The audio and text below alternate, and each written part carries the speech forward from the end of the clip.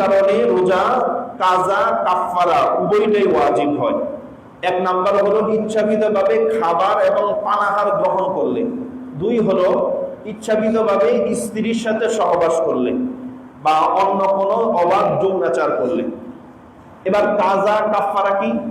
কাজা হলো একটা রোজার পরিবর্তে একটা রোজা, একটা রোজার পরিবর্তে কি একটা রোজা। কাফারা কি?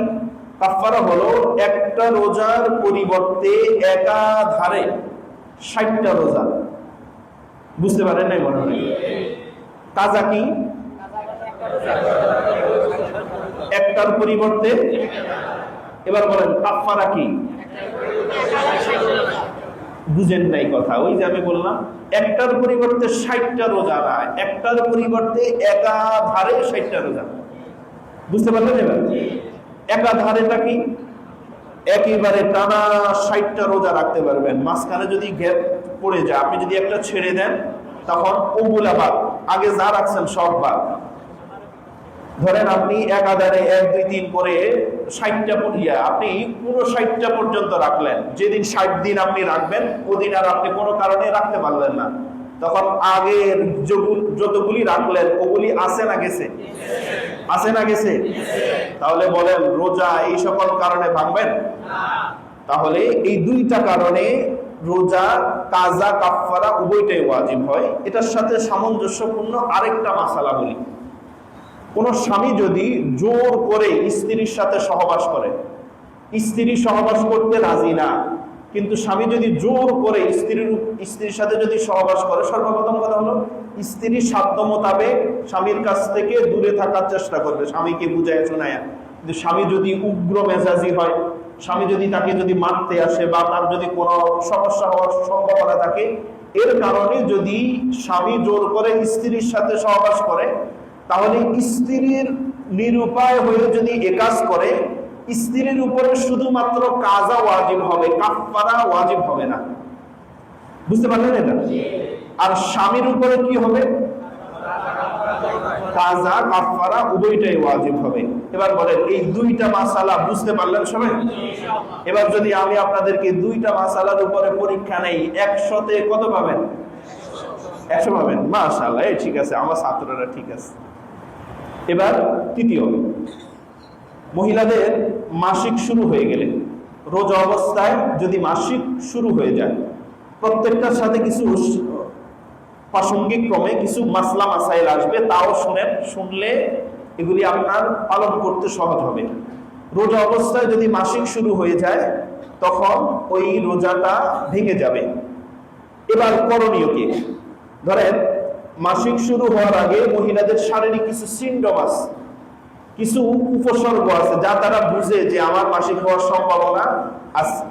এখন ধরেন কোনো মহিলা রাত্রেবেলা বুঝতে পারছে যে আমার আগামীকালকে মাসিক হওয়ার সম্ভাবনা আছে, এই মহিলা এই সম্ভাবনা আছে বলে উনি রোজা বাদ দিতে পারবে না। সম্ভাবনা আছে, উনি বুঝতে পারছে যে কালকে আমার মাসিক হতে পারে, এটা সম্ভাবনা আছে। এই সম্ভাবনার কারণে রোজা ছেড়ে দেওয়া যাবে না। উনি সেহরি খাবে প্লাস রোজার নিয়ত করবে। সেহরি যদি নাও খায়, সেহরি খাওয়া সুন্নাত, সেহরি না খেলেও রোজা হবে, সেহরি না খেলেও রোজা হবে, তবে নিয়ত করতে হবে, নিয়ত করা ফরজ। উনি যদি সেহরি খাবে বা সেহরি যদি নাও খায়, রোজার নিয়ত করবে, রোজার নিয়ত করবে। যদি ওনার মাসিক হয়ে যায় তখন ওনার রোজাটা ভেঙে যাবে। এই ক্ষেত্রে মাসালা হলো উনি রোজাটাকে পূর্ণ করবে। শুনতেছেন?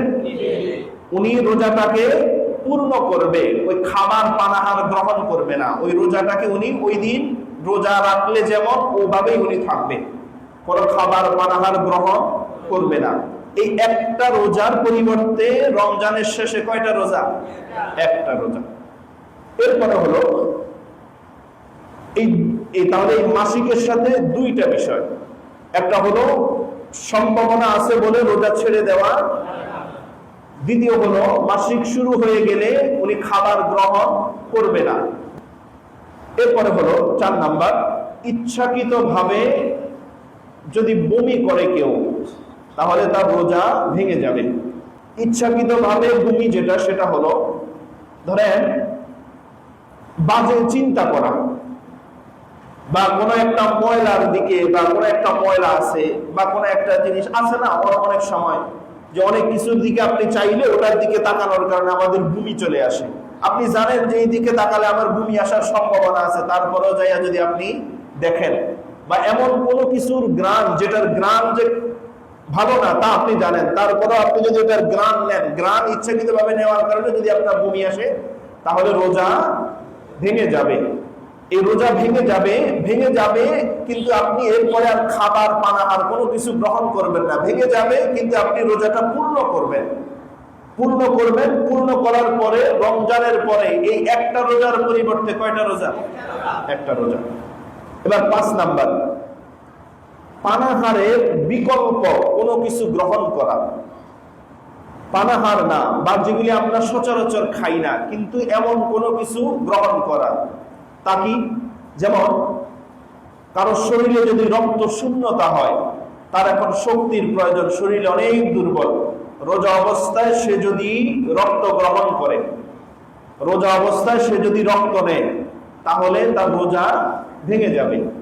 দ্বিতীয় আরেকটি হলো শক্তিবর্ধক কোন ইনজেকশন যদি কেউ নেয়, শক্তি হয় বা শরীরে শক্তি যোগায় এমন কোন ইনজেকশন যদি কেউ নেয়, তাহলে রোজা অবস্থায়, তাহলে তার রোজাটা ভেঙে যাবে। আরেকটি হলো রোজা অবস্থায় কেউ যদি স্যালাইন নেয়, কি নেয়? স্যালাইন নেয়। এটা দুইটা আছে ধরন। একটা হলো চিকিৎসার জন্য যদি কেউ ইনজেকশন দেয়, তখন কিন্তু তার রোজা ভাঙবে না। আর যদি শক্তিবর্ধকের জন্য কেউ যদি ইনজেকশন নেয়, তাহলে তার রোজা ভেঙে যাবে। পার্থক্য আছে না? আরেকটি হলো কেউ যদি স্যালাইন নেয়, গ্লুকোজ জাতীয় স্যালাইন, যেটা শরীরের মধ্যে খাদ্যের অভাব পূর্ণ করে, শক্তিবর্ধক স্যালাইন, যেটা নিলে আপনার শরীরের দুর্বলতা কাটে। রোজা অবস্থায় এই ধরনের চিকিৎসা নিলে, এই ধরনের স্যালাইন নিলে, রক্ত দিলে, শক্তিবর্ধক কোনো উপায়ে ব্যবহার করে আপনার শরীরের মধ্যে এই সকল চিকিৎসা নিলে আপনার রোজাটা ভেঙে যাবে। এবং 5টা কারণ।